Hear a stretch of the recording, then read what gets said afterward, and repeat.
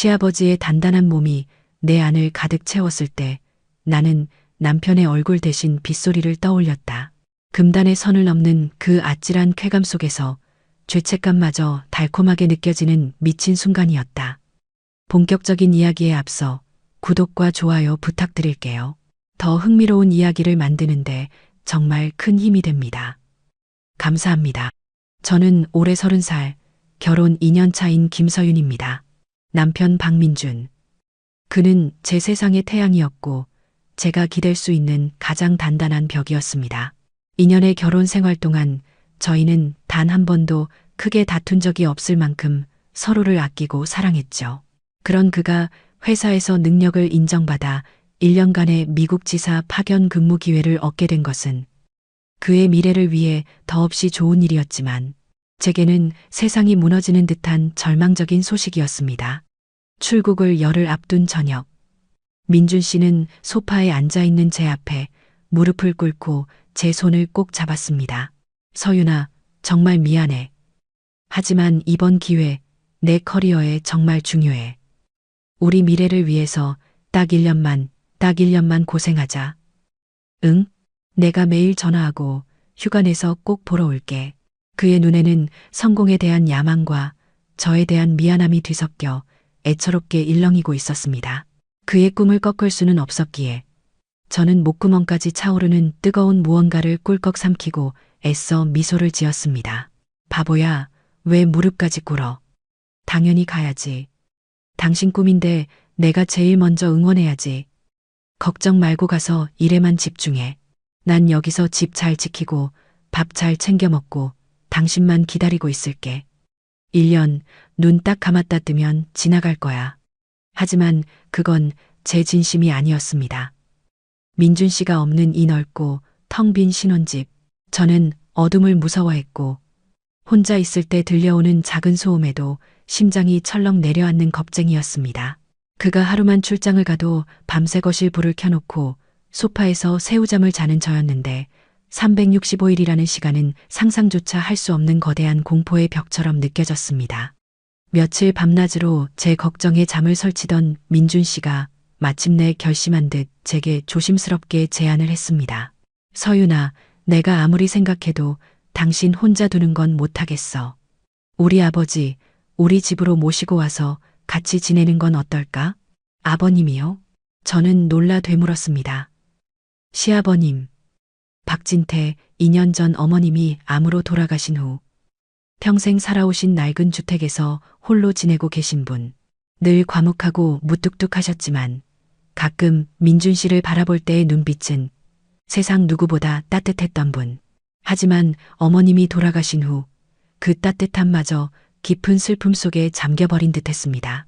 명절에 찾아뵈어도 왔느냐, 가느냐 정도의 짧은 대화가 전부일 정도로 어렵고 서먹한 사이였습니다.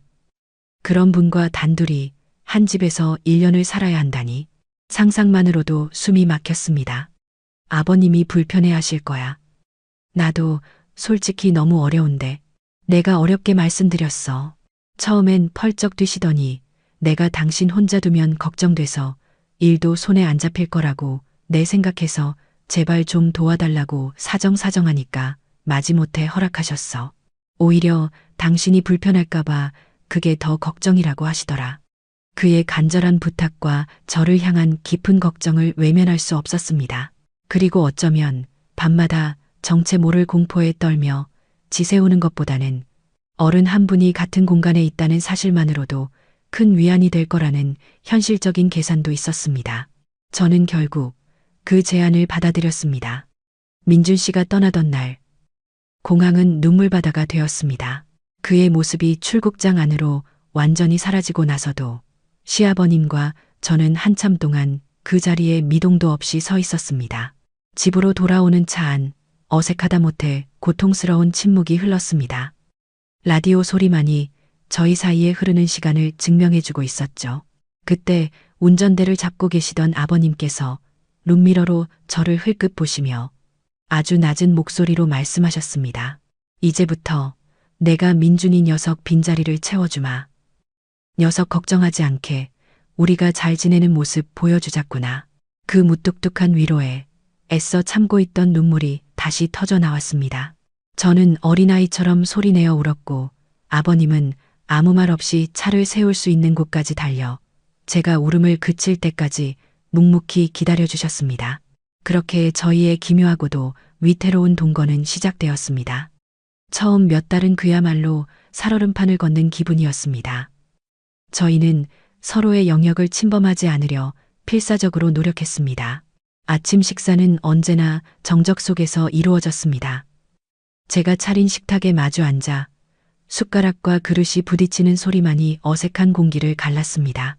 아버님은 식사가 끝나면 늘 잘 먹었다 한마디를 남기고 당신의 방으로 들어가셨고, 저 또한 퇴근 후 저녁 식사를 마치면 곧장 안방으로 들어와 문을 닫았습니다.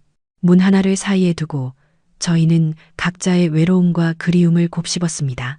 밤 10시가 되면 어김없이 민준 씨에게서 영상통화가 걸려왔습니다. 자기야, 얼굴이 반쪽이 됐네. 밥은 잘 챙겨 먹는 거야? 아버지는 잘 계시고? 그럼 잘 먹지, 아버님도 잘 계셔. 걱정하지 말고 당신 몸이나 챙겨.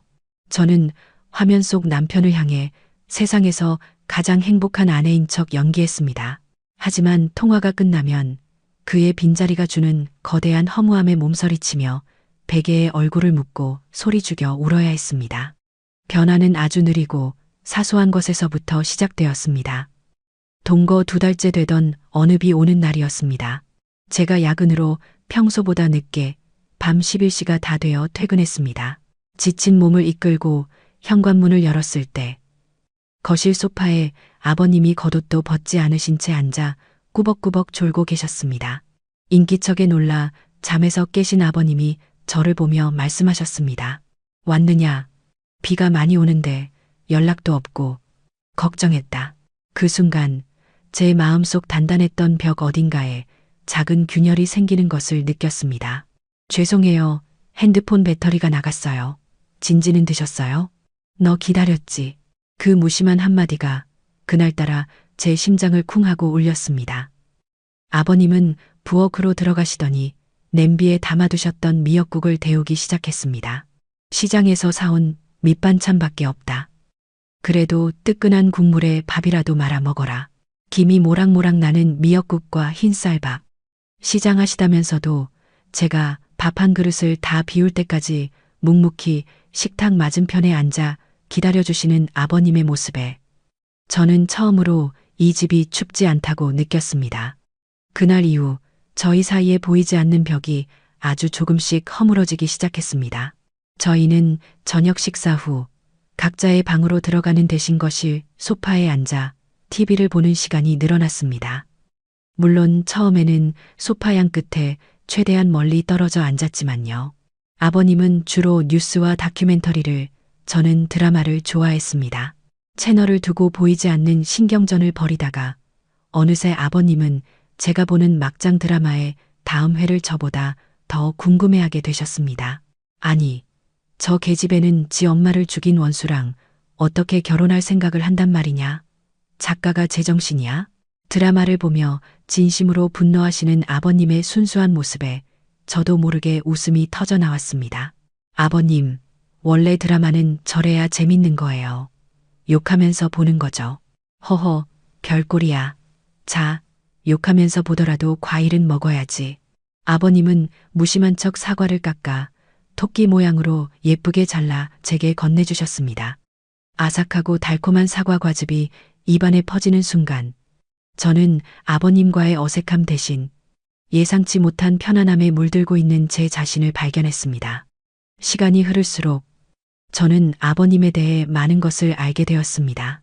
아버님은 제가 무심코 이 나물 맛있네요라고 하면 다음 날 또 그 나물을 식탁 위에 올려놓으시는 분이었고, 제가 기침을 한 번이라도 하면 말없이 배도라지즙을 데워 방문 손잡이에 걸어두시는 분이었습니다. 제가 좋아하는 것, 싫어하는 것, 심지어는 생리 주기까지 어렴풋이 아시는 듯 그 즈음이면 제 기분을 맞춰주려 애쓰시는 모습에 놀라기도 했습니다. 민준 씨가 세심하고 다정하긴 했지만 그의 다정함은 표현하는 다정함이었습니다. 사랑해, 보고 싶어 같은 말로 제 마음을 채워주었죠. 반면 아버님의 다정함은 묵묵히 스며드는 종류의 것이었습니다. 말없이 행동으로, 배려로 저의 일상을 조용히 지탱해주고 있었습니다. 그리고 저는 그 묵직하고 따뜻한 다정함에 저도 모르는 사이 깊이 의지하고 있었습니다. 남편의 빈자리가 주는 외로움은 시아버지가 주는 익숙하고 든든한 안정감으로 서서히 채워져 가고 있었습니다.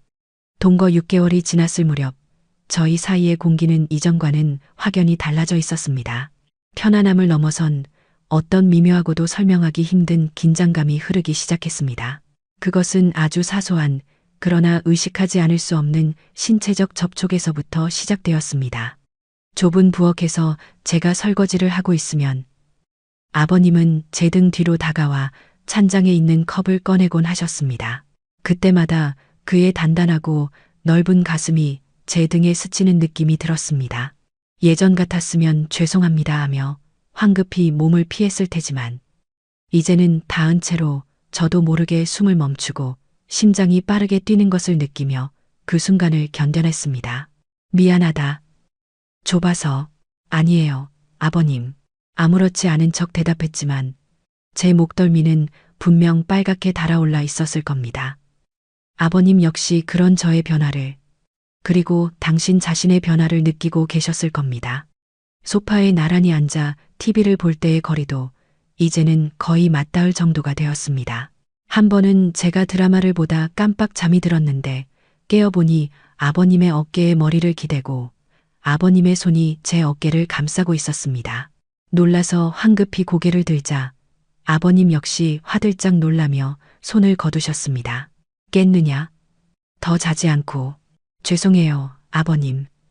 제가 너무 피곤했나 봐요. 아니다, 내가.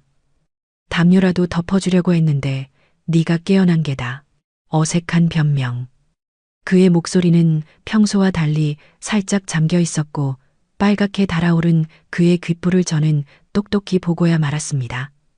그 순간 깨달았습니다. 이 미묘하고 위험한 감정의 줄타기는 비단 저 혼자만의 것이 아님을. 아버님의 시선 또한 노골적으로 변해 있었습니다.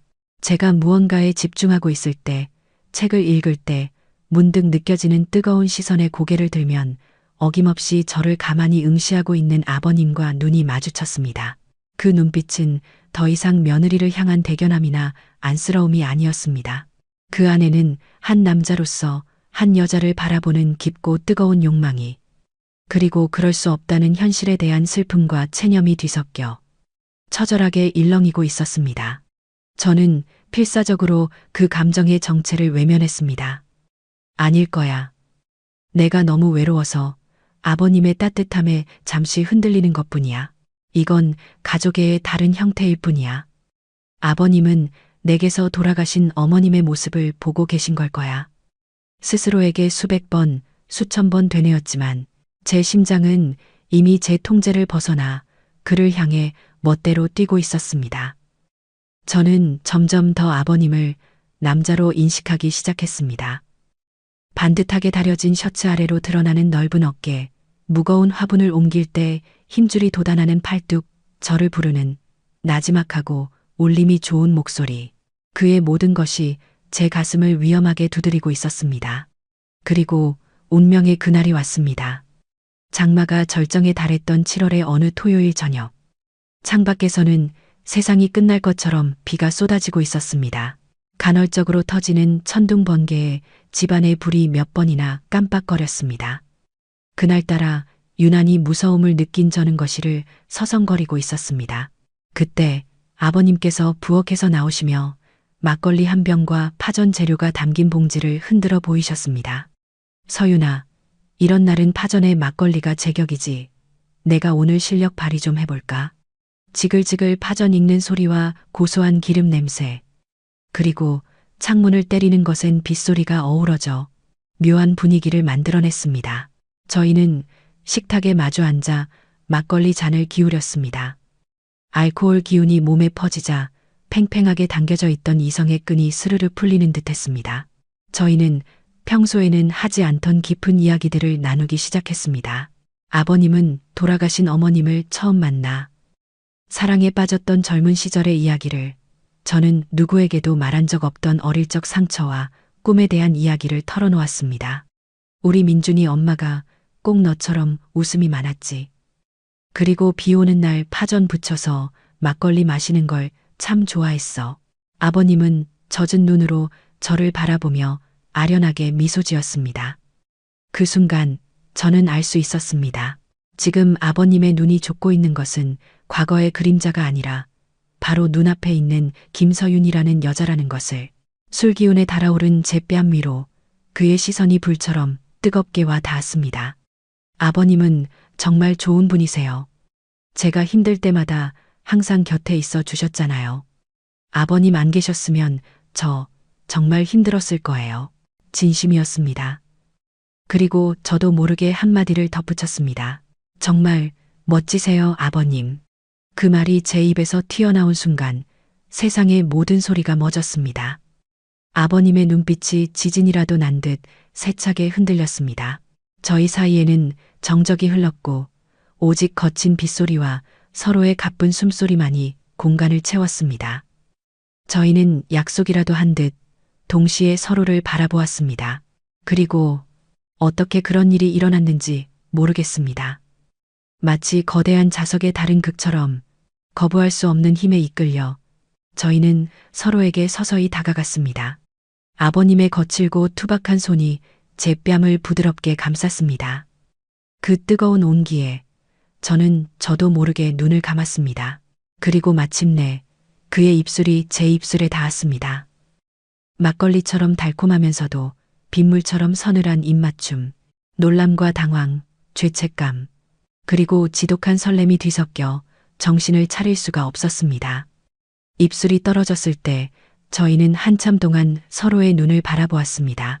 후회와 욕망이 뒤엉킨 아버님의 눈빛, 두려움과 호기심이 공존하는 제 눈빛. 서윤아, 아버님이 제 이름을 나지막이 불렀습니다. 그 목소리에 제 안에 있던 마지막 이성의 둑이 무너져 내렸습니다. 이래서는 안 된다. 절대로. 머릿속에서는 비상벨이 미친 듯이 울렸지만 제 몸은 이미 마음을 따라 움직이고 있었습니다. 저는 그의 목을 감싸 안았고 저희는 다시 한번 아까보다 훨씬 더 깊고 절박하게 서로를 탐하듯 입을 맞췄습니다. 그날 밤 저희는 넘어서는 안 될 선을, 아니 넘을 수 없는 선을 넘고야 말았습니다. 아버님의 침실에서 그의 품에 안겨 거친 숨소리를 들으며 저는 쾌감과 함께 지독한 죄책감에 몸을 떨어야 했습니다. 창밖에서는 여전히 비가 내리고 있었습니다. 마치 저희의 더러운 죄를 씻어내려는 듯이 밤새도록 멈추지 않고 이 이야기를 듣고 있는 지금 여러분은 어떤 생각이 드시나요? 그저 외로움이 만들어낸 실수일까요? 아니면 피할 수 없는 감정이었을까요? 댓글로 여러분의 생각을 남겨주세요. 지금 여러분의 감정이 어떤지 저는 정말 궁금하네요. 다음 날 아침 저는 낯선 천장의 무늬를 보며 눈을 떴습니다.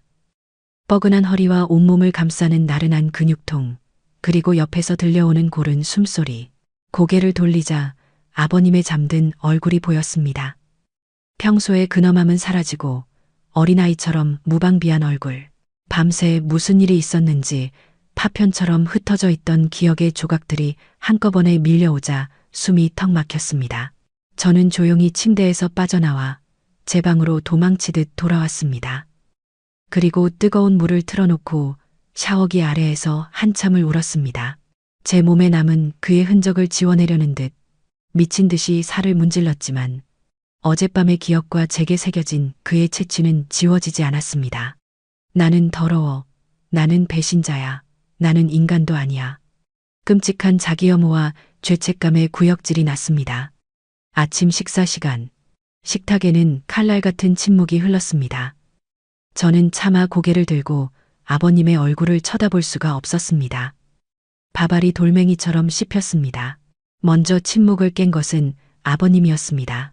서윤아, 어젯밤 일은 잊어주세요, 아버님. 제가 그의 말을 다급하게 가로챘습니다. 제가 술에 너무 취해서 정말 큰 실수를 했어요. 죽을 죄를 지었습니다. 정말 죄송합니다. 그냥 없었던 일로 제발, 제발. 이것이 하룻밤의 실수이기를, 술김에 저지른 미친 짓이기를 바랐습니다. 없었던 일로 돌릴 수 있기를 간절히 원했습니다. 하지만 아버님의 대답은 제 마지막 희망마저 무참히 꺾어버렸습니다. 실수가 아니다. 저는 고개를 번쩍 들고 아버님을 바라보았습니다. 그의 눈은 밤새 한숨도 못 잔 듯 붉게 충혈되어 있었지만 그 어느 때보다 단호했습니다. 어젯밤은 실수가 아니야. 언젠가는 터지고 말았을 내 진심이었다. 너를 향한 내 마음, 단순한 며느리를 향한 마음이 아니게 된 지 오래다. 애써 부정하고 억눌러 왔지만 어제는 더 이상 참을 수가 없었다. 미안하다. 너를 이렇게 힘들게 해서. 하지만 후회하지는 않는다. 너와 함께한 그 순간을, 그의 고백에 저는 모든 것을 포기했습니다. 부정하고 싶었지만 제 마음 역시 그와 다르지 않다는 것을 스스로가 너무나도 잘 알고 있었기 때문입니다. 지난 몇 달간 제가 느꼈던 설렘과 편안함, 그 모든 감정들이 단순한 가족의 범주를 넘어선 위험한 사랑이었음을 저는 이제 인정할 수밖에 없었습니다. 그날 이후 저희의 관계는 돌이킬 수 없는 강을 건넜습니다. 저희는 더 이상 시아버지와 며느리가 아니었습니다. 세상에 드러낼 수 없는 은밀하고 뜨거운 연인이 되었습니다. 낮에는 예전처럼 서로를 아버님, 서윤아라고 부르며 조심했지만 밤이 되면 민준 씨와 제가 함께 눕던 바로 그 침대에서 저희는 서로의 이름을 부르며 서로의 몸을 미친 듯이 탐했습니다. 아버님은 제가 상상했던 것 이상으로 열정적인 남자였습니다. 민준 씨의 사랑이 봄비처럼 부드럽고 다정했다면 아버님의 사랑은 여름날의 폭풍처럼 거칠고 저돌적이었습니다. 그의 품에 안길 때마다 저는 온몸의 감각이 활짝 깨어나는 듯한 아찔한 쾌감을 느꼈습니다. 그는 제 몸이 무엇을 원하는지 정확히 알고 있었고 저를 만족시키는 법을 알고 있었습니다. 저희는 남은 6개월을 마치 세상의 마지막 날인 것처럼 사랑했습니다. 민준 씨가 돌아오기 전까지만 일하는 비겁한 자기 합리화를 방패 삼아 저희는 이 금지된 쾌락에 깊이 빠져들었습니다. 주말이면 차를 몰고 인적이 드문 교회로 나가 손을 잡고 걸었고 평범한 연인들처럼 분위기 좋은 레스토랑에서 식사를 했습니다. 물론 다른 사람들 눈에는 그저 다정한 부녀처럼 보였겠지만요. 집에서는 더욱 대담해졌습니다. 함께 요리를 하다가 부엌 식탁에서 입을 맞추고 거실 소파에서 서로를 껴안은 채 영화를 보다가 잠이 들었습니다. 저는 제 인생에서 가장 행복하면서도 가장 불행한 시간을 동시에 보내고 있었습니다. 이 짜릿한 행복의 이면에는 언제 터질지 모르는 시한폭탄 같은 불안감과 민준 씨에 대한 지독한 죄책감이 도사리고 있었습니다. 일주일에 2~3번씩 걸려오는 민준 씨의 전화는 제게 고문과도 같았습니다. 자기야, 잘 지내? 목소리가 왜 이렇게 힘이 없어? 어디 아픈 거야? 아니야, 그냥 당신이 너무 보고 싶어서 그래. 제 입에서 나오는 거짓말에 스스로도 역겨웠습니다. 나도 보고 싶어 죽겠다. 조금만 참아. 이제 2달만 더 있으면 되잖아. 아버지 잘 챙겨드리고 있지? 우리 아버지가 자기를 딸보다 더 예뻐하는 것 같더라니까.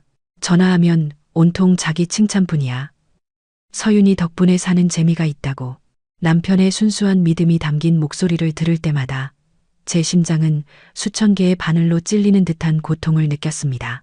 통화가 끝나면 화장실로 달려가 소리 죽여 울었고 그런 저를 아버님은 말없이 등 뒤에서 안아주며 위로해 주셨습니다. 미안하다. 다 이 못난 늙은이 때문이다. 아니에요. 아니에요. 저도 같은 마음인걸요. 저희는 서로의 상처를 핥아주며 더욱 깊은 수렁으로 빠져들었습니다. 이 관계의 끝이 파멸이라는 것을 알면서도 멈출 수가 없었습니다. 이미 브레이크가 고장난 열차처럼 저희는 낭떠러지를 향해 질주하고 있었습니다. 시간은 쏜살같이 흘러 마침내 민준 씨의 귀국이 일주일 앞으로 다가왔습니다.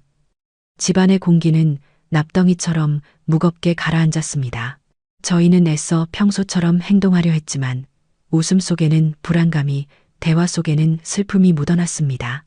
민준 씨의 귀국을 사흘 앞둔 밤이었습니다. 잠들어 있는 제 곁에서 아버님이 조용히 흐느끼는 소리를 들었습니다. 저는 자는 척하며 가만히 누워 있었습니다. 그의 어깨가 작게 들썩이는 것을 느끼며 제 가슴도 미어지는 것 같았습니다. 이 금지된 사랑이 그에게도 얼마나 큰 고통과 번뇌였을지 저는 그제야 온전히 깨달았습니다. 그리고 마침내 민준 씨에게서 마지막 연락이 왔습니다.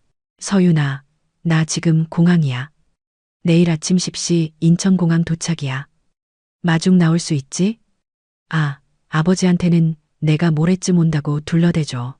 서프라이즈로 깜짝 놀라게 해드리고 싶어. 전화기를 든 제 손이 사시나무처럼 떨렸습니다. 올 것이 왔구나. 심판의 날이 다가오고 있었습니다. 그날 밤 저희는 마지막으로 서로를 안았습니다. 그 어떤 밤보다도 애틋하고 절박하게 서로를 원했습니다. 이 밤이 지나면 다시는 서로를 가질 수 없다는 것을 알기에 저희는 서로의 몸에 마지막 흔적을 새기려는 듯이 격렬하게 서로를 탐했습니다. 눈물과 땀으로 뒤범벅이 된 채 저희는 서로의 이름을 부르며 밤을 지새웠습니다.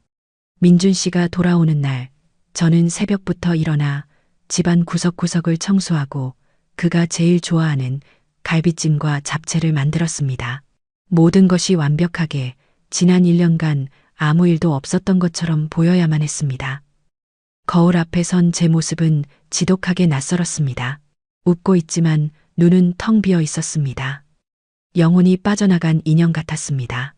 아버님은 아침부터 방에서 나오지 않으셨습니다. 저는 차마 아버님의 방문을 열어볼 용기가 나지 않았습니다. 공항으로 가는 내내 저는 심장이 터질 것 같아 몇 번이나 갓길에 차를 세우고 심호흡을 해야 했습니다.